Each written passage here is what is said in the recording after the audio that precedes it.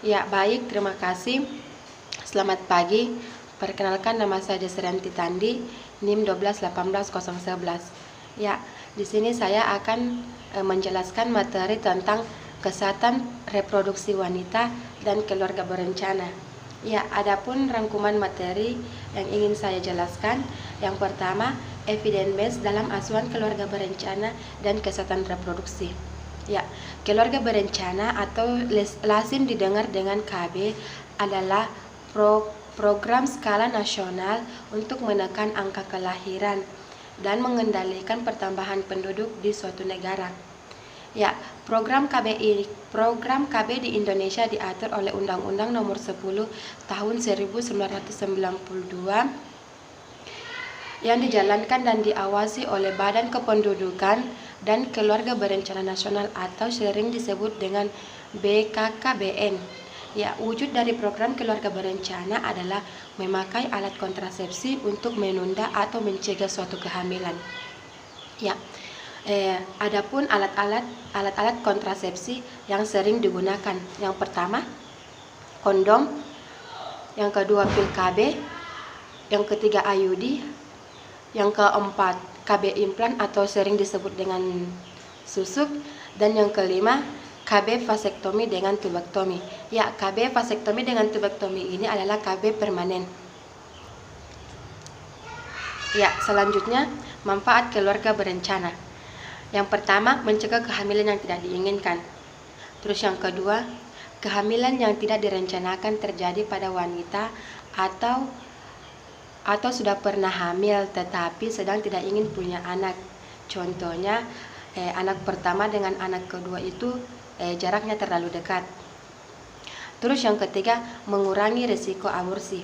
Ya, mengurangi risiko aborsi atau kehamilan yang tidak diinginkan sangat berisiko meningkatkan angka aborsi ilegal yang berisiko fatal.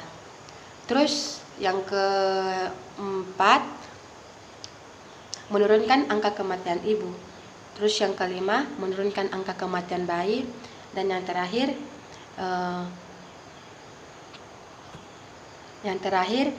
membantu mencegah penyakit menular seksual atau HIV/AIDS. Ya, selanjutnya, kesehatan reproduksi telah diatur oleh Undang-Undang Republik Indonesia Nomor 36 Tahun 2009 tentang kesehatan. Kesehatan itu adalah keadaan sehat secara fisik, mental, dan sosial secara utuh, tidak semata-mata bebas dari penyakit atau kecacatan yang berkaitan dengan sistem dan fungsi dan proses reproduksi laki-laki dan perempuan. Ya, selanjutnya, tips-tips dalam menjaga kesehatan reproduksi wanita. Yang pertama, bersihkan organ intim dengan benar. Ya, cara membersihkan organ intim atau vagina dengan benar adalah membasuh dari depan ke belakang, terutama setelah buang air kecil.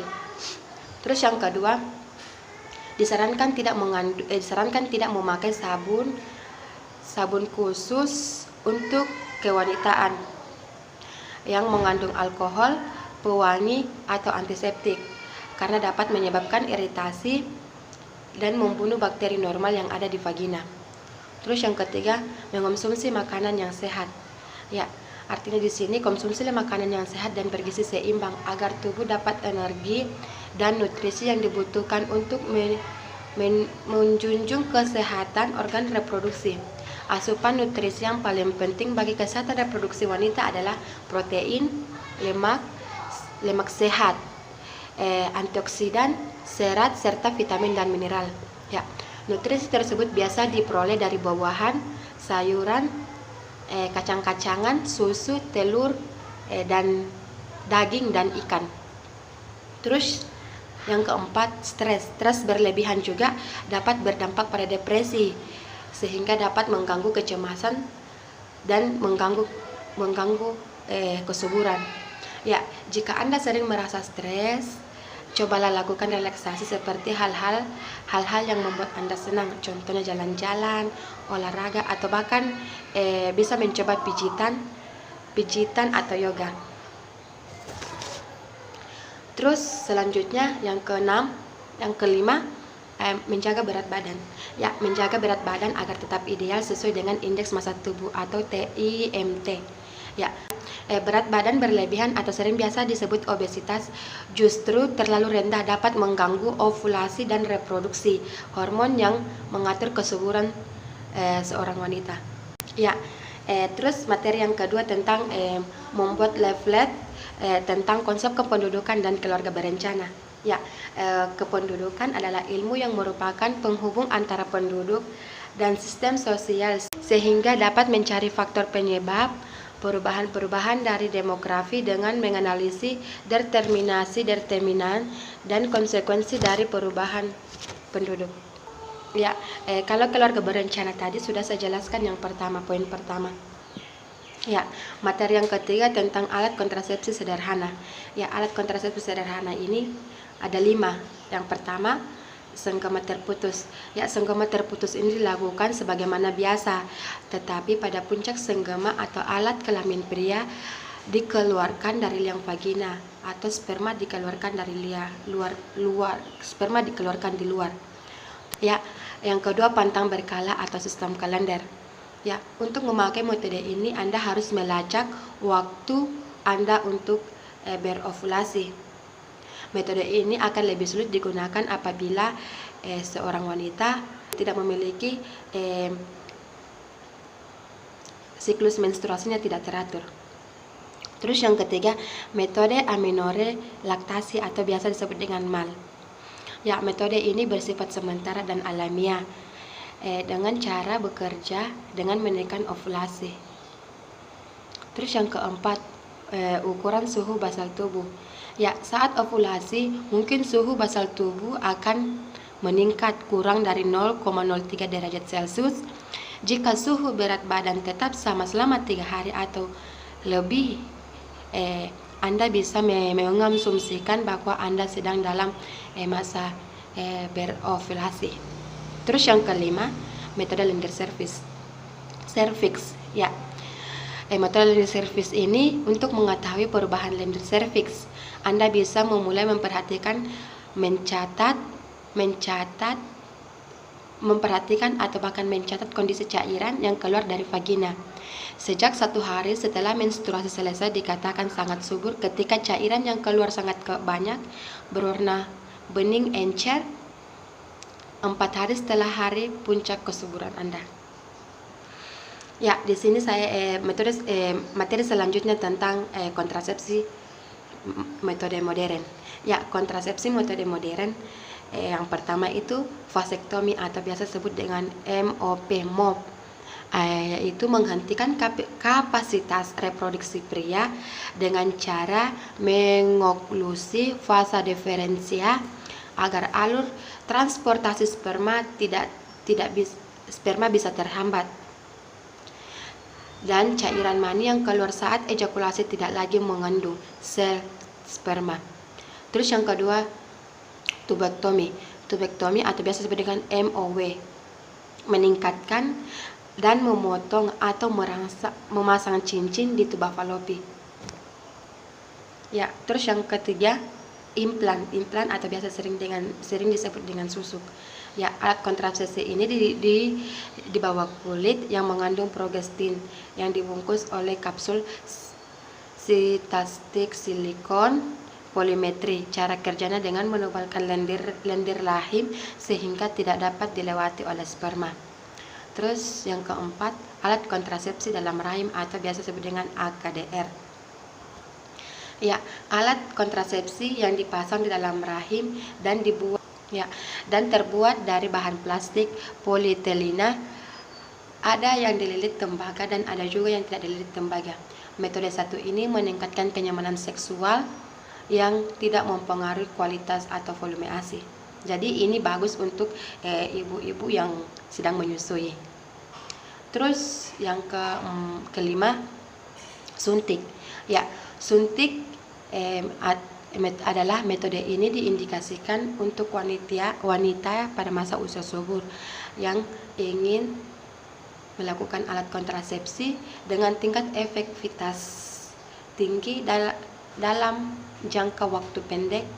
Cara kerjanya mengentalkan lendir serviks sehingga dapat mencegah pertemuan sel telur dan sperma, sekaligus mencegah pelepasan sel telur dari induknya. Ya, suntik ini ada berbagai macam. Ada yang suntik 1 bulan dan ada juga yang suntik 3 bulan. Ya, kalau suntik 1 bulan itu mengandung progesteron dan estrogen. Terus kalau suntik 3 bulan itu hanya mengandung progesteron. Ya, terus yang selanjutnya pil KB. Ya, pil KB ini diminum setiap hari. Pil KB ini ada 2 macam. Yang pertama pil progestin atau biasa disebut dengan mini pil, dengan pil kombinasi. Pil kombinasi ini mengandung estrogen dan progesteron. Ya, pil progestin atau mini pil itu untuk mengentalkan lendir serviks sehingga menghambat penetrasi sperma. Sedangkan pil kombinasi yang mengandung estrogen dan progesteron adalah untuk menghambat lendir serviks, mengentalkan lendir serviks sehingga sulit dilalui sperma dan pergerakan tuba terganggu sehingga transportasi sel telur sendirinya akan terganggu. Terus yang terakhir kondom. Ya, kondom itu berbentuk selubang atau sarung. Berbentuk sarung silinder yang tipis terbuat dari lateks atau karet. Ya, dipasang di penis saat melakukan hubungan seksual. Fungsinya untuk menghalangi terjadinya pertemuan sel telur dan sel sperma, karena sperma ditampung di ujung selabung karet sehingga sperma tidak tercurah ke saluran reproduksi perempuan. Ya, terus materi selanjutnya tentang konseling KB. Ya, konseling KB adalah percakapan tatap muka antara klien dan konselor yang diselenggarakan dengan sengaja dengan tujuan membantu klien membuat keputusan yang sesuai dengan kondisi dan keinginannya. Ya, selanjutnya jenis-jenis konseling KB ada 3. Yang pertama konseling KB, konseling umum. Yang kedua konseling spesifik, dan yang ketiga konseling pra dan pasca tindakan. Ya, konseling umum ini dilakukan oleh petugas lapangan keluarga berencana serta kader yang sudah mendapatkan pelatihan konseling yang standar. Terus konseling spesifik. Ya, konseling spesifik ini dilakukan oleh dokter, bidan, dan konselor dan disampaikan dalam suatu ruangan secara perorangan. Ya, kalau konseling pra atau konseling pra dan pasca tindakan dilakukan oleh operator, konselor, dokter, dan bidan dan dilakukan di klinik secara perorangan. Ya, terus tahap konseling dalam pelayanan KB. Yang pertama pelayanan KIE. Terus yang kedua kegiatan bimbingan. Yang ketiga kegiatan rujukan. Maksudnya kegiatan rujukan di sini untuk mendapatkan fasilitas yang lebih tinggi. Terus kegiatan KIP. KIPK ini artinya komunikasi interpersonal dan konseling. Di sini kita membantu seorang pasien atau seorang ibu untuk memilih alat yang akan digunakannya. Ya. Terus materi selanjutnya tentang SAP kontrasepsi pil KB. Ya, materi selanjutnya tentang satuan acara penyuluhan atau biasa disebut dengan SAP. Pokok pembahasannya di sini yaitu kontrasepsi pil KB. Ya, sub pokok pembahasannya yaitu pengertian kontrasepsi pil KB. Terus yang kedua macam-macam pil KB. Terus yang ketiga manfaat pil KB. Yang keempat indikasi dan kontraindikasi pil KB. Yang kelima efek samping pemakaian pil KB, dan yang terakhir cara pemakaian pil KB. Ya, yang pertama tentang pengertian kontrasepsi pil KB. Kontrasepsi pil KB adalah obat yang berbentuk pil, tablet, dan kapsul yang berisi hormon estrogen dan progesteron untuk mencegah timbulnya kehamilan cara peroral atau diminum. Terus pil ini merupakan alat kontrasepsi yang sampai saat ini dianggap paling efektif. Selain mencegah terjadinya ovulasi, pil juga mempunyai efek lain terhadap traktus. Ya, adapun macam-macam pil KB, yang pertama tipe kombinasi. yang kedua tipe urutan, dan yang ketiga tipe berangkai. Ya, tipe kombinasi ini tiap tablet berisi estrogen dan progesteron dalam dosis tertentu. Biasanya dalam satu rangkaian terdapat 20 sampai 21 atau 22 tablet contohnya. Terus kalau tipe urutan biasanya terdiri dari 21 tablet. Kalau tipe berangkai hampir sama dengan tipe kombinasi atau tipe urutan ditambah beberapa tablet, biasanya 7 buah yang berisi vitamin atau mineral. Ya, adapun manfaat penggunaan pil KB, yang pertama sangat efektif apabila digunakan dengan benar dan teratur. Terus yang kedua tidak mengganggu reproduksi ASI. Yang ketiga nyaman dan mudah digunakan. Yang keempat hubungan seksual tidak terganggu. Yang kelima kesuburan cepat kembali. Yang keenam efek samping sedikit. Yang ketujuh dapat dihentikan setiap hari. Yang kedelapan tidak mengandung estrogen dan lain-lain sebagainya. Adapun keuntungannya, yang pertama kontrasepsi yang sangat efektif, yang kedua tidak mengganggu senggema, yang ketiga efektivitas dapat dipercaya, terus yang kelima siklus haid teratur. Terus adapun indikasi dan kontraindikasi pil KB. Yang pertama indikasinya itu pil KB dapat diberikan pada semua wanita bersuami yang memenuhi syarat-syarat sebagai berikut. Syaratnya itu tidak sedang hamil, dan yang kedua tidak ada kontraindikasi. Terus kontraindikasi pemakaian pil KB itu tidak semua wanita dapat menggunakan pil kombinasi. Untuk kontrasepsi, kontraindikasi terhadap penggunaannya yaitu wanita yang sedang mengalami tumor, penyakit hati, penyakit pembuluh darah, serta trombosit emboli dan kelainan cerebrovaskular, terus diabetes mellitus dan lain-lain. Terus adapun efek samping pemakaian KB. Yang pertama, rasa mual, sakit kepala, nyeri pada payudara, merasa mual kadang-kadang, pendarahan tidak teratur.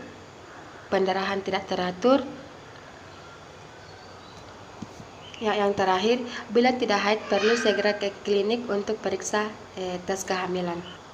Terus materi selanjutnya tentang satuan acara penyuluhan SAP keluarga berencana. Ya, langsung saja pada materinya. Pengertian KB. KB menurut WHO adalah keluarga berencana, ada tindakan yang membantu pasangan suami istri untuk menghindari kehamilan yang tidak diinginkan, mendapatkan kelahiran yang memang sangat diinginkan, mengatur interval di antara kehamilan. Terus yang kedua, kontrasepsi suntik. Kontrasepsi suntik adalah satu cara kontrasepsi dengan jalan menyuntikkan sebagai usaha mencegah kehamilan berupa hormon progesteron dan estrogen pada wanita usia subur. Terus jenis kontrasepsi suntik ada dua, yang seperti yang saya sebutkan tadi, suntik 1 bulan dengan suntik 3 bulan. Terus kekurangan dan kelebihan kontrasepsi suntik. Yang pertama, kelebihannya, suntik KB mengandung kelancaran susu ASI, susu ibu atau ASI, kecuali suntik yang 1 bulan. Suntik KB mungkin dapat melindungi ibu dari anemia atau kurang darah, serta memberi perlindungan terhadap radang panggul untuk pengobatan kanker bagian dalam rahim. Sedangkan kekurangannya, yang pertama, gangguan haid atau siklus haid memendek atau memanjang, perdarahan yang banyak atau bahkan sedikit, spotting, tidak haid sama sekali. Terus kekurangannya yang kedua, tidak dapat dihentikan sewaktu-waktu. Kekurangan yang ketiga, permasalahan berat badan merupakan efek samping tersering. Terus yang keempat, terlambat kembali kesuburan setelah menghentikan pemakaian. Yang selanjutnya, terjadi perubahan pada lipid serum pada pengguna jangka panjang. Yang terakhir, pada pengguna jangka panjang dapat menurunkan detensi tulang. Ya baik, sekarang materi yang terakhir tentang satuan acara penyuluhan atau SAP, tentang cara menghitung masa subur. Ya, langsung saja pada pokok pembahasannya, cara menghitung masa subur. Yang kedua, tujuan menghitung masa subur. Yang ketiga, tanda dan gejala masa subur. Yang keempat, cara menghitung masa subur. Yang kelima, pemeriksaan masa subur. Yang keenam, asupan yang diperlukan pada saat masa subur. Dan yang terakhir, pandangan Islam pada masa subur. Baik, di sini saya akan membahas tentang pengertian masa subur. Ya, istilah masa subur digunakan untuk masa di mana perempuan mengalami ovulasi, kematangan sel telur dan siap untuk dibuahi. Sedangkan pada laki-laki selalu mengalami masa subur. Jika pada masa subur melakukan hubungan seksual, maka kemungkinan akan mengalami kehamilan. Ya, yang kedua, tujuannya. Dengan mengetahui masa subur atau tidak subur, maka dapat membantu pasangan suami istri dalam mengambil keputusan untuk hamil atau tidak hamil. Kemungkinan terjadi kehamilan pada masa subur sangat besar, sehingga kalau ingin hamil, hendaknya melakukan hubungan seksual pada masa subur. Terus yang ketiga, tanda-tanda masa subur. Ada beberapa. Yang pertama, mengukur suhu basal tubuh, ya, seperti yang saya jelaskan tadi, yang pertama. Terus yang kedua, memeriksa lendir mulut rahim. Yang ketiga, pemeriksaan ultrasonografi atau biasa disebut dengan USG. Dan yang terakhir, pemeriksaan hormon LH dan progesteron biasa dilakukan untuk memastikan seseorang mengalami ovulasi. Ya, terus cara menghitung masa subur. Ya, masa subur hanya dapat dihitung dengan seseorang perempuan memiliki siklus haid yang teratur. Siklus haid adalah jarak hari pertama haid di suatu bulan ke bulan berikutnya. Siklus yang dianggap normal 28 sampai 35 hari. Masa subur adalah 14 hari sebelum hari pertama haid siklus berikutnya. Ya, terus selanjutnya pemeriksaan masa subur. Ya, pemeriksaan masa subur ini dapat dilakukan pemeriksaan secara rutin. Yang kedua, USG rahim dan induk telur. Yang ketiga, pap smear. Ya, adapun asupan yang diperlukan dalam pada saat usia subur. Yang pertama, kalsium. Yang kedua, zat besi. Yang ketiga, magan. Yang keempat, zinc. Yang kelima, asam folat. Dan yang terakhir, omega.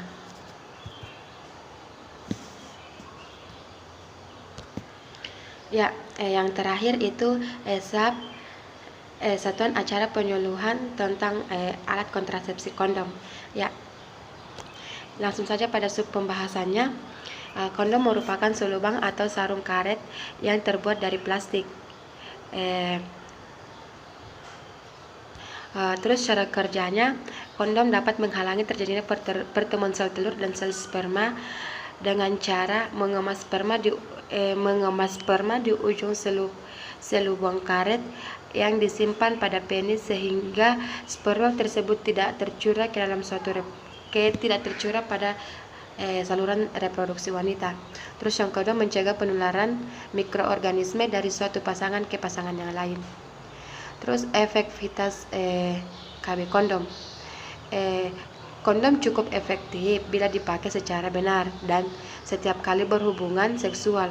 Pada beberapa pasangan, pemakaian kondom tidak efektif karena tidak dipakai secara konsisten. Secara alamiah didapatkan hanya sedikit angka kegagalan kondom, yaitu 2-12 kehamilan per 100 perempuan per tahun.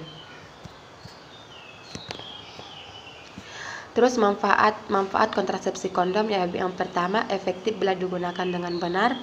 Terus yang kedua, tidak mengganggu reproduksi ASI. Yang ketiga, tidak mempunyai pengaruh sistematik. Yang keempat, murah dan dapat dibeli secara umum. Yang kelima, tidak perlu resep dokter atau pemeriksaan kesehatan khusus. Dan yang terakhir, metode kontrasepsi sederhana bila metode kontrasepsi lainnya harus ditunda. Terus manfaatnya, manfaat non kontrasepsi, memberi dorongan kepada suami untuk ikut ber-KB. Terus yang kedua, dapat mencegah penularan HIV/AIDS. Terus yang ketiga, mencegah ejakulasi dini. Yang keempat, membantu mencegah kanker serviks, membantu mencegah terjadinya kanker serviks. Yang kelima, saling berinteraksi sesama pasangan. Dan yang terakhir, mencegah infertilitas. Terus kekurangan kondom. Kekurangan kondom yang pertama, efektivitas tidak terlalu tinggi. Cara penggunaan sangat mempengaruhi keberhasilan kontrasepsi. Terus yang ketiga, agak mengganggu hubungan seksual. Yang keempat, harus selalu tersedia setiap kali berhubungan seksual. Yang kelima, beberapa orang malu untuk membeli kondom di tempat umum. Dan yang terakhir, membuang kondom bekas mungkin menimbulkan masalah pada hal limbah. Yang terakhir, cara pemakaian kondom. Yang pertama, gunakan kondom setiap akan melakukan hubungan seksual. Yang kedua, jangan menggunakan gigi, benda tajam atau pisau, silet, gunting atau benda tajam lainnya pada saat membuka kemasan. Terus yang ketiga, bila kondom tidak mempunyai tempat penampung sperma pada bagian ujungnya, maka saat pemakaian longgarkan sedikit bagian ujungnya agar tidak terjadi robekan pada saat ejakulasi. Terus yang kelima, kondom dilepas sebelum penis melembek. Yang keenam, pegang bagian pangkal kondom sebelum mencabut penis sehingga kondom tidak terlepas pada saat penis dicabut. Dan lepaskan kondom di luar vagina agar tidak terjadi tumpahan cairan sperma di sekitar vagina. Terus yang ketujuh, gunakan kondom hanya 1 kali pakai. Yang kedelapan, buang kondom bekas pakai pada tempat yang aman. Yang kesembilan, sediakan kondom dalam jumlah cukup di rumah dan jangan disimpan di tempat yang panas karena ini dapat mengakibatkan kondom menjadi rusak atau robek saat digunakan. Yang ke-10, jangan gunakan kondom apabila kemasannya robek atau kondom tampak rapuh atau kusam. Terus yang ke-11, jangan gunakan minyak goreng, minyak mineral atau pemulas dari bahan petroratum karena akan segera merusak kondom. Dan yang terakhir, lepaskan kondom di luar vagina agar tidak terjadi tumpahan cairan sperma di sekitar vagina. Ya, baik, itulah materi yang saya sampaikan pada hari ini. Kurang dan lebihnya, saya mohon maaf. Sekian dan terima kasih. Selamat siang.